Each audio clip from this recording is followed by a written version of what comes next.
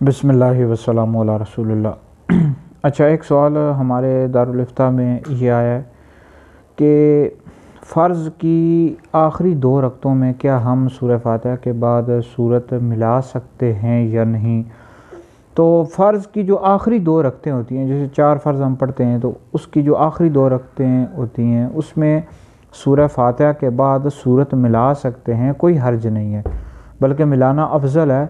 اور کچھ لوگ ہوتے ہیں وہ جب ملا لیتے ہیں بھول کر تو آخر میں سجدہ سہو کر لیتے ہیں۔ سجدہ سہو کرنے کی کوئی ضرورت نہیں ہے، ہاں البتہ امام ہو تو اس کو پھر خیال کرنا چاہیے، کیونکہ پیچھے بوڑھے بھی ہوتے ہیں، بعض مریض بھی ہوتے ہیں، تو ان کا خیال رکھنا چاہیے۔